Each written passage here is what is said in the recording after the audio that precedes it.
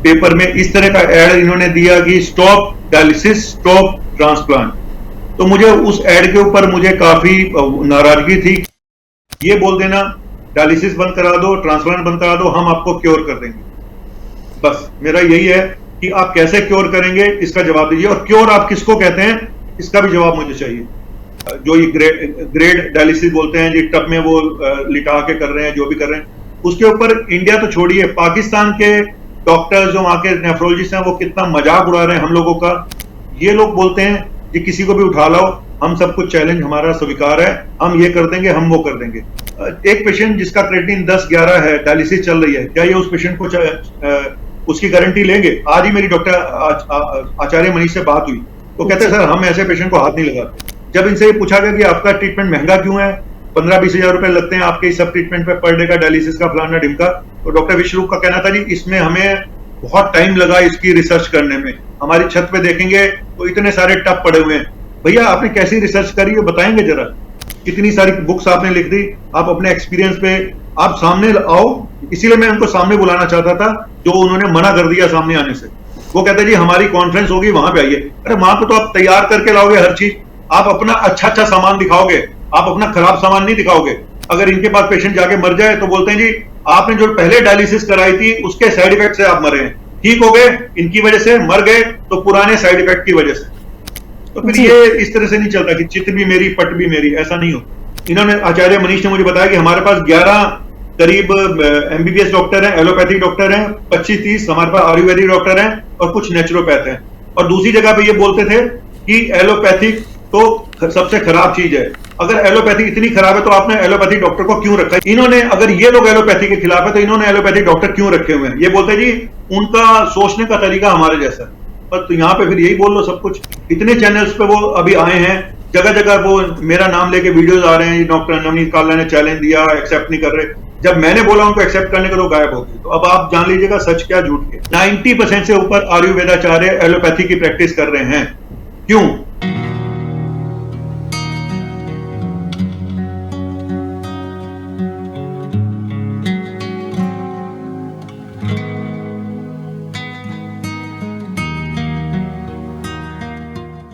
नमस्कार, D5 channel Hindi देख रहे दर्शकों का मैं वंदना स्वागत करती हूँ। आज हमारे साथ में मौजूद हैं डॉक्टर नवीन कालरा जी, जो कि MBBS MD डॉक्टर हैं और उन्होंने सीधे सीधे डॉक्टर विश्वरूप और आचार्य मनीष को चुनौती दी है। तो आइए सबसे पहले उनका स्वागत करते हैं। डॉक्टर कालरा, आपका बहुत बहुत स्वागत है हमारे इस प्रोग्राम में। धन्यवाद, थैंक यू वेरी मच मुझे इन्वाइट करने के लिए और मेरा पक्ष भी सुनने के लिए। जी डॉक्टर कालरा, मैं आपसे ये जानना चाहूंगी कि आपने आचार्य मनीष और डॉक्टर विश्वरूप को सरेआम चुनौती दी है, ये चुनौती क्या है? मैं आप ही से जानना चाहूंगी। इसका रीजन, हालांकि ये विवाद बहुत पहले से चलता आ रहा है, मनीष जी के साथ तो नहीं, लेकिन हाँ डॉक्टर BRC के साथ, विश्वरूप चौधरी जी के साथ। इन्होंने अभी इनकी जो ट्रीटमेंट है जो साइंटिफिकली प्रूव नहीं है, और किस तरह से ये सीरियस पेशेंट को पेपर में इस तरह का एड इन्होंने दिया कि स्टॉप डायलिसिस स्टॉप ट्रांसप्लांट। तो मुझे उस एड के ऊपर मुझे काफी नाराजगी थी कि कोई आप किसी पेशेंट को कैसे कह सकते हो बिना उसको जाने पहचाने।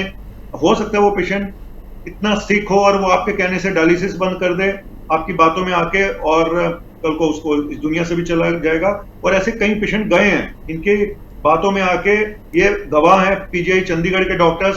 आप देखिए पेपर्स में, टाइम्स ऑफ इंडिया में, जगह जगह ये डॉक्टर्स के ये स्टेटमेंट है कि इनके जो इंस्टीट्यूट्स हैं हिम्स, वहां से पेशेंट इन लोगों के पास आ रहे हैं, बहुत बुरी कंडीशन में आ रहे हैं। उसके बाद वो बचेंगे नहीं बचेंगे या चले गए, बहुत कह पाना मुश्किल है।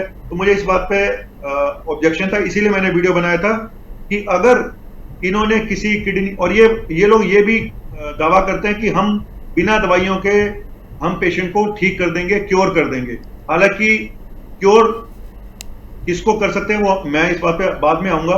तो कुछ बातों पे मुझे इनका ऑब्जेक्शन है, और जिस तरह की ये थेरेपी ये दे रहे हैं, चाहे वो जो ये ग्रेड डायलिसिस बोलते हैं जी, टब में वो लिटा के कर रहे हैं, जो भी कर रहे हैं, उसके ऊपर इंडिया तो छोड़िए, पाकिस्तान के डॉक्टर्स जो वहाँ के नेफ्रोलॉजिस्ट हैं वो कितना मजाक उड़ा रहे हैं हम लोगों का। तो मुझे काफी दुख हुआ। और उस एडवर्टाइजमेंट जो एड इन्होंने हिंदुस्तान टाइम्स में पूरे पन्ने का एड दिया, उससे मुझे लगा कि भारत की जो विज्ञापन रेगुलेटरी अथॉरिटीज हैं जो, तो वो भी शायद इन सब चीजों को ठीक से नहीं देख रही हैं कि कोई कुछ भी लिख सकता है, कोई कुछ भी कर सकता है आयुर्वेदा के नाम पे या नेचुरोपैथी के नाम पे। मैं आयुर्वेदा के खिलाफ बिल्कुल भी नहीं हूं।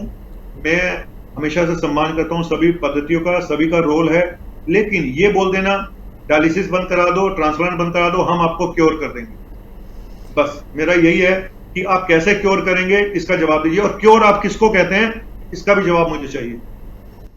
डॉक्टर विश्वरूप ने ऐसी बहुत सी किताबें निकाली हैं, ऐसे बहुत से उन्होंने दावे किए हैं कि उन्होंने ठीक किया, और वो पेशेंट्स को सामने भी लाने को कह रहे हैं। लेकिन जहाँ पे आप बोल रहे हैं कि हेम्स के जो पेशेंट हैं वो पीजीआई के डॉक्टर्स ने कहा है, तो ऐसा बहुत कम देखा गया है और बहुत कम हुआ है। उल्टा उनका कहना है कि उनके पीजीआई से जिन पेशेंट्स को जवाब दिया गया वो पेशेंट्स उनके पास में गए हैं। देखिए, ऐसा है, पीजीआई चंडीगढ़ वालों का तो कोई पर्सनल इंटरेस्ट नहीं है, पहली चीज मैं आपको बता दूं। उनका एक सरकारी डॉक्टर है, उनको इससे कोई फर्क नहीं पड़ता पेशेंट उनके पास आए या ना आए, ठीक है। इनका प्राइवेट सेटअप्स हैं, इनकी वहां पे इनकम भी है, ठीक है। को फर्क पड़ेगा, इनको सबूत देने होते हैं, उनको सबूत देने की जरूरत नहीं है। एक सरकारी डॉक्टर को क्या जरूरत पड़ी है, वहां वैसे इतनी लाइनें लगी होती हैं, वो तो चाहेंगे अच्छा पेशेंट थोड़े कम हो जाएं, लेकिन जब वही पेशेंट और खराब हालत में वापस आते हैं तो नेचुरली उनको भी दुख होता है। और मुझे हैरानी है कि इस पे कोई भी उठ के सामने क्यों नहीं आता, क्यों मेरे जैसे डॉक्टर को सामने आना पड़ता है, जबकि मैं कोई नेफ्रोलॉजिस्ट नहीं हूँ, एक एमडी मेडिसिन डॉक्टर हूँ, तो खाली मैं ही बोलता हूँ तो लोगों को लगता है कि यही क्यों बोलता है। और रही बात एविडेंसेस की, तो ऐसे बहुत सारे पेशेंट होते हैं, मैं आपको बताऊं कि जहां पे यूरिया क्रेटिनिन, हम किडनी जो बोलते हैं फेलियर, हालांकि हम जीएफआर के बेसिस पे होना चाहिए, लेकिन चलिए, जहां पे कुछ पेशेंट ऐसे होते हैं जिनका क्रेटिनिन 4, 5, 6 है और वहां पे वो डायलिसिस बता दी जाती है उनको, तो वो कई बार ऐसे पेशेंट पैलिएटिव थेरेपी से भी ठीक हो सकते हैं। कहीं ना कहीं हमारे कुछ डॉक्टर्स की भी गलती है, मैं इस बात पे बोलता हूँ, जो अर्ली डायलिसिस के लिए बोल देते हैं, पेशेंट को फिस्टुला बनाने के लिए बोल देते हैं। ऐसे पेशेंट मेरे पास भी बहुत सारे आए और हमने डायलिसिस कई सालों तक नहीं होने दी, उनको उनका एनीमिया करेक्शन करके, पैलिएटिव थेरेपी इसी को बोलते हैं, उनका एनीमिया करेक्शन करो, उनकी डाइट ठीक करो, उनका लाइफस्टाइल ठीक करो, उनको बताओ क्या खाना है, कौन सी दवाई नहीं खानी है, बड़ी सारी चीजें होती है, उनका आयरन सप्लीमेंट देके या उनका इथ्रोपाइटिन लेवल ठीक करके आप काफी टाइम तक निकाल सकते हो। लेकिन यहाँ पे सबसे बड़ा यही है मुद्दा कि कौन से पेशेंट को आप पैलिएटिव थेरेपी पे रख सकते हो और किसको नहीं रख सकते। ये लोग बोलते हैं कि किसी को भी उठा लाओ, हम सब कुछ चैलेंज हमारा स्वीकार है, हम ये कर देंगे, हम वो कर देंगे। एक पेशेंट जिसका क्रेटिनिन 10-11 है, डायलिसिस चल रही है, क्या ये उस पेशेंट को उसकी गारंटी लेंगे? आज ही मेरी डॉक्टर आचार्य मनीष से बात हुई, तो कहते हैं सर हम ऐसे पेशेंट को हाथ नहीं लगाते। तो आप कौन से पेशेंट को हाथ लगाते हो भाई? उनको जो अपने आप ही ठीक हो। मेरे पास जो पेशेंट, कितने सारे ऐसे पेशेंट हैं जिनकी किडनी डायलिसिस मैंने भी बंद कराई है, लेकिन हमने कभी उसका गुणगान नहीं किया, हमने कभी उसके बारे में ज्यादा हल्ला नहीं काटा, क्योंकि हमारा ये रोज का काम है, हमें कोई बिजनेस नहीं करना इससे। कल को मैं भी अपनी एक ऐसा पानी बना लूं जिसमें मिनरल है जी, इसको पी के देखो आपका किडनी ठीक हो जाएगी, उसका क्रेटिनिन मैं उसकी लाइफस्टाइल से 5 से 4 पे ले आऊं और बोलूं देखो ये पानी की वजह से हुआ जो आप पी रहे हो, इस पानी की बोतल की कीमत है 5,000, इस फलाने पानी की कीमत है 10,000। तो बिजनेस चाहूं तो मैं भी कर सकता हूं इस तरह के बिजनेस, ये पानी में लिटा के जो डायलिसिस कर रहे हैं, कौन से प्रूफ है इनके पास, ये तो सिर्फ यही बता सकते हैं सेल। और जब इनसे ये पूछा गया कि आपका ट्रीटमेंट महंगा क्यों है, 15-20 हजार रुपए लगते हैं आपके इस सब ट्रीटमेंट पे पर डे का, डायलिसिस का, फलाना ढिमका, तो डॉक्टर विश्वरूप का कहना था जी इसमें हमें बहुत टाइम लगा इसकी रिसर्च करने में, हमारी छत पे देखेंगे तो इतने सारे टब पड़े हुए हैं। भैया आपने कैसी रिसर्च करी है बताएंगे जरा, ये कौन सी रिसर्च होती है और कौन इसको मानता है आपकी रिसर्च को? आप किताबें लिख देते हैं, कितनी सारी बुक्स आपने लिख दी, आप अपने एक्सपीरियंस पे आप सामने आओ, इसीलिए मैं उनको सामने बुलाना चाहता था, जो उन्होंने मना कर दिया सामने आने से। वो कहते जी हमारी कॉन्फ्रेंस होगी वहां पे आइए। अरे वहां पे तो आप तैयार करके लाओगे हर चीज, आप अपना अच्छा अच्छा सामान दिखाओगे, आप अपना खराब सामान नहीं दिखाओगे। आप लड़की की शादी होती है ना, तो लड़की की शादी में माँ बाप या लड़के की शादी में अच्छे अच्छे गुण बताते हैं, हमारा ये बेटा ऐसा जी, हमारी बेटी ऐसी, कोई अपने खराब बातें बताता है अपने बच्चों की? वो तो आप सिर्फ घर वालों को पता होती हैं। और मीडिया को क्या पता, मीडिया को तो जैसा बताओगे वैसा समझ जाएगा। मीडिया को क्या मेडिकल नॉलेज कितनी है बताइए मुझे, और हम वहां पे आएंगे तो हम कितनी बातें पूछ लेंगे। वहां पे इतनी भीड़ होगी, इतना उनका एक साम्राज्य होगा, उस भीड़ में क्या आपको लगता है कि मैं अपने दिल के सारे अरमान और सारे क्वेश्चन पूछ पाऊंगा उनसे और वो जवाब दे पाएंगे सबके सामने? आपको लगता है ऐसा? मैं इसीलिए 1-to-1 फेस बात करना चाहता था, जिसके लिए उन्होंने मना कर दिया, और मैं उम्मीद करता हूं अगली बार वो सामने आएंगे और बात करेंगे।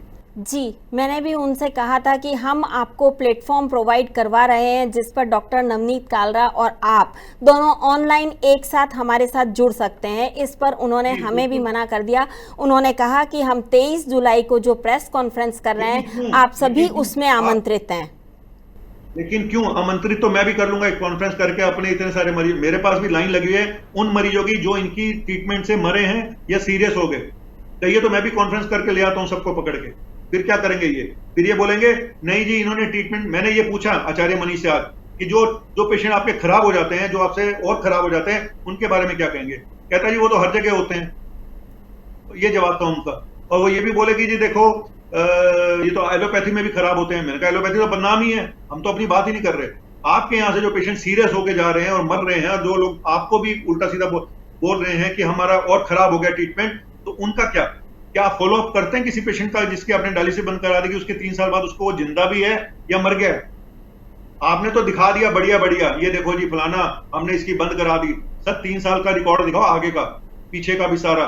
जो देखो जो माइल्ड टू मॉडरेट केसेस जिनका क्रिएटिनिन 3, 4, 5 है ना, ये चलते रहते हैं। ये हमारी गलतियों की वजह से भी इन लोगों के पास जाते हैं, क्योंकि हम लोग बोल देते हैं हमारे ऐसे कुछ हमारी फर्टिलिटी में जल्दी डायलिसिस कराओ। तो गलतियां हमारे डॉक्टर्स की भी हैं जो डरा दे के इनको कायदे से पैलिएटिव थेरेपी के सहारे निकलना चाहिए। लेकिन अब एक पेशेंट है जिसका पोटेशियम इतना बढ़ा हुआ है, उसका यूरिया बढ़ा हुआ है, उसका हीमोग्लोबिन कम हुआ पड़ा है, आप उसको मरने के लिए छोड़ दें क्या? ये बोल के कि डायलिसिस तो एक जहर है और पेशेंट मर जाएगा। ये लोग बोलते हैं अगर इनके पास पेशेंट जाके मर जाए तो बोलते हैं जी आपने जो पहले डायलिसिस कराई थी उसके साइड इफेक्ट से आप मरे हैं, ठीक हो गए इनकी वजह से, मर गए तो पुराने साइड इफेक्ट की वजह से। तो फिर ये इस तरह से नहीं चलता कि चित भी मेरी पट भी मेरी, ऐसा नहीं होता। क्या आपके पास में आचार्य मनीष से जो बात की गई थी उसकी रिकॉर्डिंग है? मैंने रिकॉर्डिंग नहीं करी, लेकिन उन्होंने जरूर करी होगी रिकॉर्डिंग। आज ही मेरी बात हुई है, मैं आपको टाइम दिखा देता हूं आपको। उस पर कितने बजे मेरी कितनी देर तक बात हुई वो मैं आपको स्क्रीनशॉट भेज सकता हूं। जी जरूर।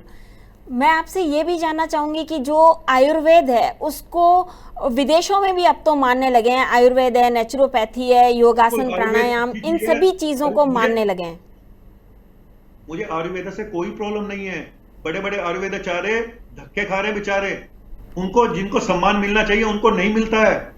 मिलता किसको है? जो मार्केटिंग कर रहा है। इनके पास इस समय करीब, इन्होंने आचार्य मनीष ने मुझे बताया कि हमारे पास 11 करीब एमबीबीएस डॉक्टर हैं, एलोपैथिक डॉक्टर हैं, 25-30 हमारे पास आयुर्वेदिक डॉक्टर हैं और कुछ नेचुरोपैथ हैं। और दूसरी जगह पे ये बोलते थे कि एलोपैथिक तो सबसे खराब चीज है। अगर एलोपैथी इतनी खराब है तो आपने एलोपैथिक डॉक्टर को क्यों रखा? ये मैंने उनसे सवाल किया।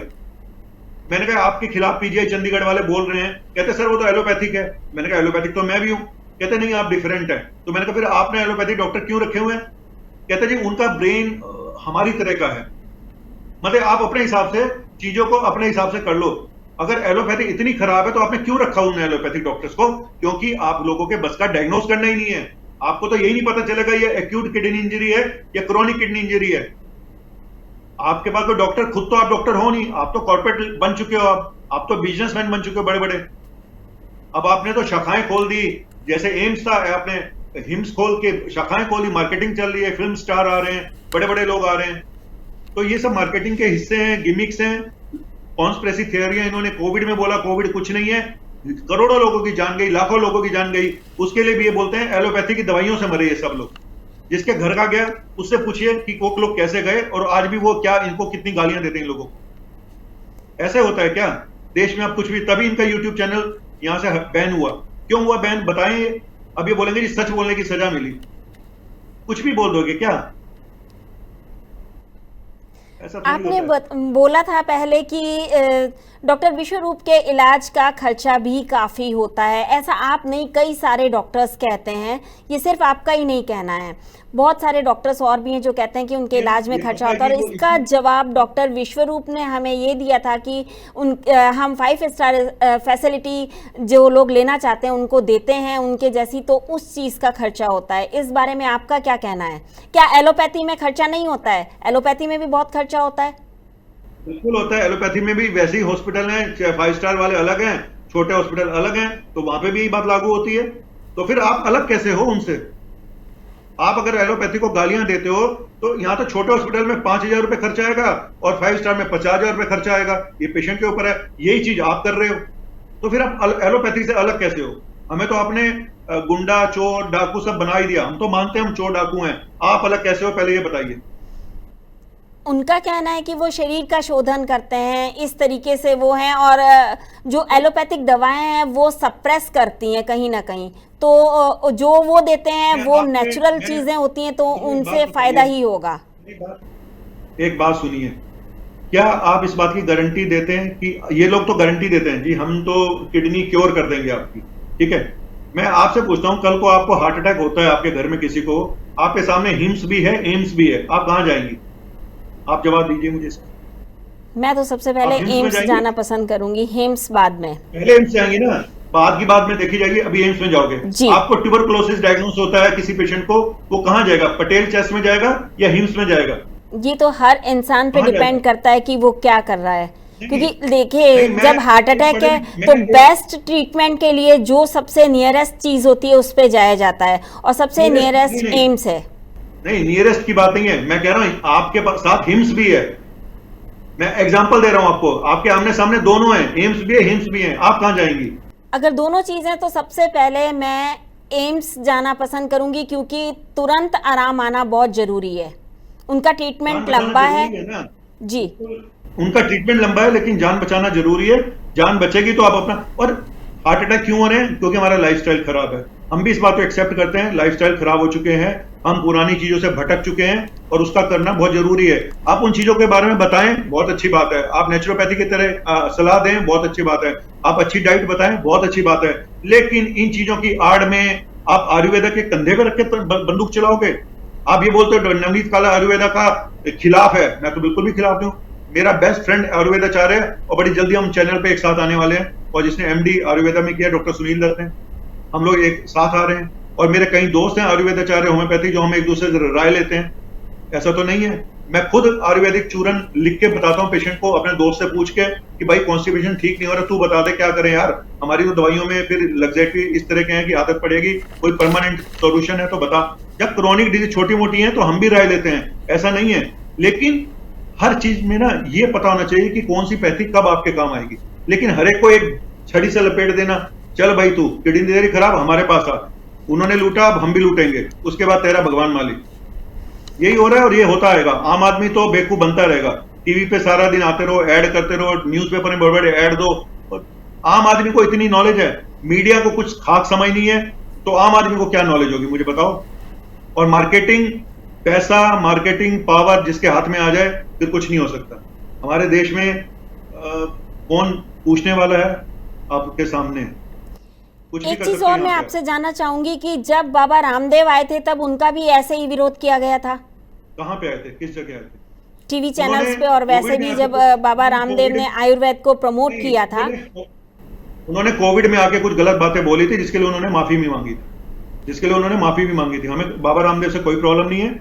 और बाकी वो अपना जो भी आयुर्वेद को बढ़ा रहे हैं, उन्होंने भी, प्रॉब्लम क्या है, प्रॉब्लम यही है, स्टार्ट उन्होंने भी योगा से किया था, स्टार्ट योगा करते करते उन्होंने फिर अपना साम्राज्य खड़ा किया आयुर्वेदा का, ठीक है।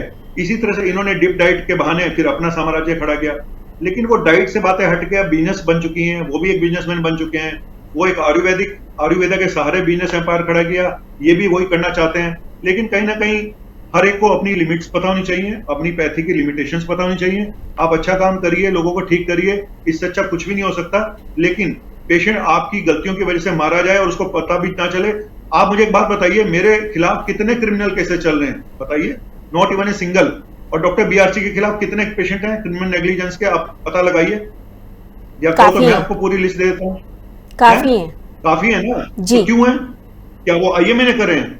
वो पेशेंट्स के रिश्तेदारों ने भी करे हुए हैं। लेकिन जब भी प्रेस कॉन्फ्रेंस करते हैं, वो आईसीएमआर को बुलाते हैं और भी सभी को फ्रीली इनवाइट करते हैं कि आप सब आइए, तब कोई भी वहां जाकर के क्यों नहीं बोलता है? क्योंकि वहां पे जाने पे आपको मौका मिलेगा नहीं, क्योंकि वहां उनका साम्राज्य है। आप अकेले वहां जाके चना क्या बाहर फोड़ेगा क्या? इतनी मुझे बात कहने का मौका मिलेगा वहां पे, जितना मैं आपके सामने यहाँ बोल रहा हूँ? आप बताइए मुझे। अगर मैं ही उनका शो हाईजैक कर लूं, वो मुझे हाईजैक करने देंगे? कभी कभी भी नहीं करने देंगे। आपको आपके टाइम भी कहने नहीं का देंगे, मतलब 5 ये मिनट है कि वो अंदर आपको आने नहीं देंगे या आपकी बात को पूरी तरह से नहीं नहीं देंगे, सुनेंगे? नहीं नहीं आने देंगे, लेकिन वहां पे माहौल जिस तरह का, मैं जाके दिखाऊंगा आपको वो मुझे कितना बोलने देंगे और क्या मेरी बातों का जवाब देंगे। मैं जी, जाने को उस दिन तैयार भी हूं, मैं लेकिन लाइव करने वाली हूँ अपने चैनल से, इसीलिए मैं आपसे जानना तो चाहती हूँ कि ठीक क्या है, आप वहां मैं वहां जाएंगे? जाऊंगा। अगर हाँ बिल्कुल जाऊंगा, अगर वो मेरी बातों ये आपकी जिम्मेदारी है कि आप मेरे जो मैं सवाल पूछ रहा हूँ उसका वो जवाब वहां पे दें। यही सवाल मैं वहां पे पूछूंगा इन लोगों से, सेम सवाल। जी। अगर वो तैयार है आपने मेरे सवालों को सुनने के लिए। आपने अपने चैनल में बोला था कि आप उनसे 10 सवालों का जवाब चाहते हैं, तो उनमें है से ना, कुछ ठीक है, सवाल उन्हें पहले जरूर बताएं। बिल्कुल जैसे? बिल्कुल। उनको अगर पहले बता दिया तो क्यों, वो तो तैयारी के चलिए साथ आएंगे ठीक ना। है, अगर लेकिन आप आप सच्चे पहले इंसान नहीं हो, बताना चाहते हैं? क्यों बताऊं मैं? आप तो अपनी तैयारी पूरी कर लोगे, मैं जी आपको जी। तैयारी का मौका ही नहीं दूंगा। मैं क्यों दूं? आप मेरे से पूछिए अभी इमीडिएट कोई भी सवाल पूछिए। मैंने तो आपसे नहीं पूछा कि आप मेरे से क्या सवाल पूछने वाली हैं। क्या जी मैंने आपसे पूछा था? नहीं, बिल्कुल भी नहीं। मैंने पूछा था? फिर बिल्कुल भी जो नहीं। इंसान सच्चा होगा ना वो कभी नहीं डरेगा, किसी से नहीं डरेगा। जी अगर आपने सोच के ही सब कुछ करना है तो समझ लीजिए आप एक प्लानर हैं, हम गेम प्लान करके आ रहे हैं। और मैं गेम नहीं खेलता हूं, मैं सीधी सच्ची बात करता हूं। जिसको बात सुननी है सुने। और इस कहते हैं कि पहले भारत को हम बोलते थे कि इस हर पेड़ पे सोने की चिड़िया बैठी होती थी। आज मैं बोलता हूं, मेरा हिट डायलॉग है, यहाँ पे हर शाख पे उल्लू बैठा है। जी। जितना मर्जी बना लो, आप में स्मार्टनेस होनी चाहिए, आपके वहां मार्केटिंग होनी चाहिए। नहीं तो पैसा पैसा यहाँ कमाने में कोई दिक्कत नहीं है, कुछ भी कर। आज पढ़े लिखे जो आयुर्वेदाचार्य हैं वो इनके यहाँ 20-25-30 हजार रुपए की नौकरी कर रहे हैं, बताइए। और एक मुझे सवाल का जवाब दीजिए। जी 90% से ऊपर आयुर्वेदाचार्य एलोपैथी की प्रैक्टिस कर रहे हैं, क्यों? इस सवाल का जवाब तो आयुर्वेदाचार्य ही दे सकते हैं कि वो ऐसा क्यों कर रहे हैं। कारण यहाँ मैं लोगों को एक अगर चीज और इतना आपसे ट्रस्ट जानना चाहूंगी कि एलोपैथी को इतना ज्यादा हावी कर दिया गया है विज्ञापनों के जरिए भी और वैसे भी, तो कौन सा कहीं इस विज्ञापन? वजह से तो नहीं? एक मिनट कौन सा विज्ञापन? विज्ञापन सबसे न्यूरोबिन ज्यादा का आता है, आयुर्वेदिक जो इनहेलर लेते हैं उसका आता है, उसके अलावा पेन किलर्स का आता है, जबकि पेन किलर्स बैन हो चुकी हैं, एक फिर मिनट भी विज्ञापन आता एक है। मिनट विक्स का आता है, आयोडेक्स का आता है। सुनिए सुनिए, विज्ञापन तंबाकू का भी आता है। इस यहाँ पे शराब भी बिकती है, सिगरेट भी बिकती है, वही सरकारें सब कुछ बेचती हैं। और क्या आयुर्वेदा के विज्ञापन नहीं आ रहे हैं? बिल्कुल आ रहे हैं। तो फिर वो जब बात आपने अलग है, आयुर्वेदा विज्ञापन तो के सत्य है। विज्ञापन पे सवाल उठाए हैं, तो आपने एलोपैथिक वाले विज्ञापन पे सवाल क्यों नहीं उठाए? मैंने कोई नहीं, वो विज्ञापन तो अपनी अपनी वो मार्केटिंग है, उनकी अपनी मार्केटिंग है, इनकी अपनी मार्केटिंग है, उसमें क्या प्रॉब्लम है? लेकिन मेरा सवाल है, आयुर्वेदाचार्य अगर उनकी आयुर्वेदिक पद्धति पे उनको अपने पे ट्रस्ट नहीं है, वो 90% लोग एलोपैथिक दवाइयां लिखते हैं। एलोपैथिक डॉक्टर को ये प्रॉब्लम है कि ये एलोपैथिक प्रैक्टिस कर रहे हैं। प्रॉब्लम पता क्या है? प्रॉब्लम ये है कि देश में डॉक्टर तो बहुत पैदा हो रहे हैं, उतना उनके पास काम नहीं है। अब सरकार कहती है जी हम हर जिले में मेडिकल कॉलेज खोल देंगे, ये कर देंगे, वो कर देंगे। अरे अगर इतना ही होता तो फिर ये आयुर्वेदाचार्य बेचारे एलोपैथिक प्रैक्टिस क्यों कर रहे होते? इनको सम्मान मिलना चाहिए। अगर इनको सम्मान नहीं दे सकते, इनको जॉब नहीं दे सकते, तो ये तो बेचारे एलोपैथिक प्रैक्टिस करेंगे ही करेंगे। भूखा तो नहीं आयुर्वेद मरेगा ना इंसान। को एलोपैथी ने एक तरीके से पूरे तरीके से ढकने की कोशिश करी है, इसी वजह से शायद आयुर्वेद आगे नहीं बढ़ पा रहा है। वरना हम देखें तो आयुर्वेद काफी सालों पुराना, कई हजारों सालों पुराना आयुर्वेद ग्रंथ पहले है भी था, और अभी उसके जरिए आयुर्वेद सभी पहले कुछ ठीक होता है। बिल्कुल ठीक होता है, लेकिन इनको ये पता होना चाहिए क्या ठीक नहीं होता और क्या होता है। आयुर्वेदाचार्य जीवन पद्धति है, जीवन शैली है, आपको अच्छा रास्ता बताती है। नेचुरोपैथी आपको बताती है। हम भी हर पेशेंट को बताते हैं कि भाई अपने आप को सुधर जाओ, ये खाओ, ये पियोगे तो ठीक रहोगे। लेकिन इंसान सुधरना ही नहीं चाहता है। वो उन चीजों से वो कितना आजकल का जो माहौल है, कितना ड्रग्स, स्मोकिंग और आप बाहर का खाना पीना, सब कुछ गड़बड़ है। और ये हमारे बड़े बुजुर्ग कब से कहते आते थे, लेकिन कोई नहीं सुनता था। मेरी माँ आज भी आयुर्वेदा की दवाइयां भी खाती हैं, प्रैक्टिस भी करती हैं। अपने वो खुद एक बड़ी बड़ी अपने आप को आयुर्वेदाचार्य मानती हैं, बुक्स रखी हुई हैं, पढ़ती हैं। तो मुझे ऐसा, मैं कोई आयुर्वेदा के खिलाफ नहीं हूं, लेकिन बात यह है कि इन्होंने, अगर ये लोग एलोपैथी के खिलाफ है तो इन्होंने एलोपैथी डॉक्टर क्यों रखे हुए हैं? ये बोलते हैं जी उनका सोचने का तरीका हमारे जैसा है। पर तो यहां पे फिर यही बोल लो सब कुछ, उनका सोचने का तरीका हमारे जैसा। तो काम नहीं है किसी के पास, पैसा चाहिए, हर एक को नौकरियां चाहिए, कोई भी बुला ले बंदा जाएगा ही जाएगा। आज मैं भी किसी को ऑफर करूं ना, या मीडिया पर्सन को, भाई एक चैनल मेरे साथ खोल लो आके, मैं आपको करोड़ों रुपए दे रहा हूं, वो भी आ जाएगा। आपके कहने फैक्ट का ये है मतलब है कि ये सारा कुछ खेल पैसे का है और पैसे के लिए किया जा रहा है। बिल्कुल बिल्कुल, सब कुछ पैसे के लिए। आपको क्या लगता है, अगर इसको इतनी चिंता है तो फ्री में कर देना सब कुछ। दवाइयां 10-10 15-15 हजार की दवाइयां आती हैं इनकी, 20-20 हजार रुपए की, और लोग कहते हैं जी हमारी ऐसी तैसी हो गई इतनी महंगी दवाइयां लेके इनसे। 10 दिन की दवाई 10,000 रुपए की, 15,000 की, और आप कहते हो एलोपैथिक दवाइयां महंगी है। क्या ऐसे कुछ पेशेंट्स हैं आपके पास में जो ये बोल सकें बिल्कुल कैमरे के आगे? बिल्कुल है, बिल्कुल मैं आपको अगली बार मैं वीडियो बनाऊंगा उनके साथ बिठा के। जी। फिर ये कहेंगे ये फर्जी वीडियो। उनका ये कहना है इन्होंने जी हमारी पैथी को ठीक से अपनाया नहीं होगा जो हमने बोला होगा, तो इनके अपने तर्क हैं। देखो, जब कोई मीडिया, जब कोई चुनाव होते हैं, कोई चुनाव आ जाता है, तो वो क्या बोलता है, ये मशीनें जो है ना हैक हो गई। तो इनके बाद भी वही है, भाई ये वोटिंग मशीन ही हैक कर दी इन्होंने, या इन्होंने ऐसा करा, इन्होंने खिला पिला के जीत गए, फलाना हो गया। तो ये सब बहाने चलते रहेंगे। ये दुनिया है, यहाँ पे हर एक के पास अपने पक्ष में विपक्ष में बोलने को सब कुछ है। बाकी रही आम आदमी की, उसका बेवकूफ बनना तय है, ये कंफर्म। वो इधर जाए या उधर जाए, उसकी ऐसी तैसी होनी है। अच्छे डॉक्टर एलोपैथिक में भी है, खराब डॉक्टर एलोपैथी में भी है, और यही हाल आयुर्वेदा का है, यही हाल हर जगह पे है। तो कोई भी एक आम इंसान सही ट्रीटमेंट कैसे ले सकता है और कहां से ले सकता है? देखो ऐसा है, ये इसके लिए आपको बहुत एजुकेटेड होना पड़ेगा, सीधी सी बात ये है।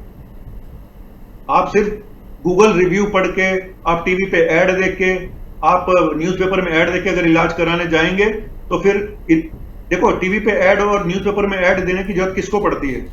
हमें तो नहीं पड़ी आज तक कभी जरूरत। एलोपैथिक के बहुत सारे विज्ञापन आते हैं, और यहाँ तक कि जो गवर्नमेंट डॉक्टर होते हैं वो घर में प्रैक्टिस भी करते हैं, जबकि उन्हें तो प्रैक्टिस करना भी मना होता है। बिल्कुल बिल्कुल बिल्कुल इलीगल है, उसमें सरकार को संज्ञान लेना चाहिए। क्यों करने देती है सरकार? फिर क्यों नहीं लेती सरकार?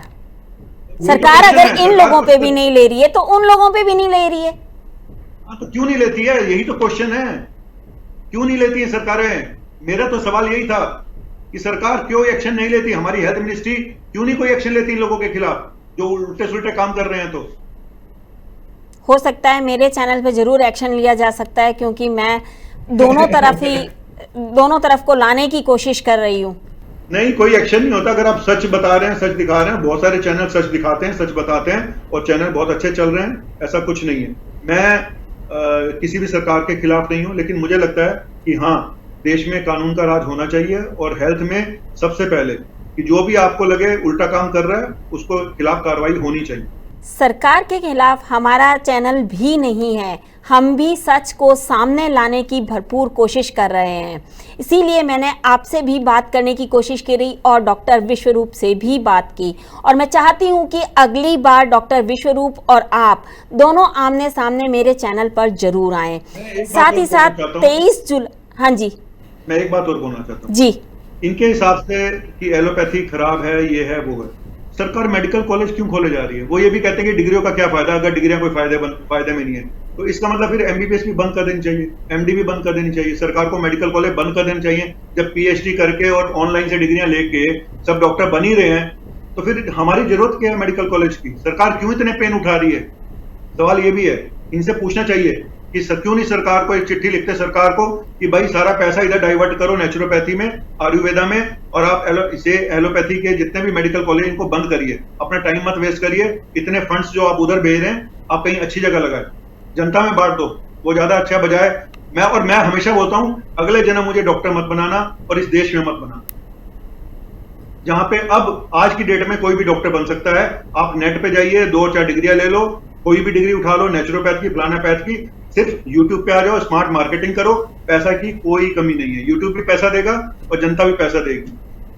मेरा भारत महान। जी, thank you. Doctor Navneet Kalra, 23 जुलाई को डॉक्टर बीआरसी जो भी प्रेस कॉन्फ्रेंस कर रहे हैं उसका हम लाइव टेलीकास्ट जरूर करेंगे, और मुझे उम्मीद है कि जैसा कि आपने कहा है कि आप वहां जाएंगे तो वहां जाकर हम आपका पक्ष भी पूरा ही दिखाएंगे, जो भी आप वहां बोलेंगे। अब ये बात अलग है कि आपको कितना समय दिया जाता है या आप क्या बोल पाते हैं, ये चीज़ अलग है, वो वहीं जाकर आपको पता चलेगा, उसमें हमारा कोई रोल नहीं है। लेकिन जो कुछ भी हो, इसीलिए मैं यहाँ पर आना चाहता था कि यहाँ पे आमने सामने बात होती तो ज्यादा अच्छा होता, पर उन्होंने मना कर दिया आने से, जबकि इतने चैनल्स पे वो अभी आए हैं जगह जगह वो मेरा नाम लेके वीडियोस आ रहे हैं, डॉक्टर नवनीत कालरा ने चैलेंज दिया, एक्सेप्ट नहीं कर रहे। जब मैंने बोला उनको एक्सेप्ट करने का तो गायब हो गए। तो अब आप जान लीजिएगा सच क्या झूठ क्या। मैं एक बार फिर कोशिश करूंगी कि वो आपसे इस चैनल पर आमने सामने जरूर आएं, उनसे एक बार बात और करूंगी मैं। इसके अलावा 23 को जो भी होगा वो लाइव टेलीकास्ट हम जरूर करेंगे। जी शुक्रिया डॉक्टर कालरा, आप हमसे जुड़े, आपका बहुत बहुत धन्यवाद। अगले एपिसोड में आपसे फिर मुलाकात होगी, तब तक के लिए नमस्कार।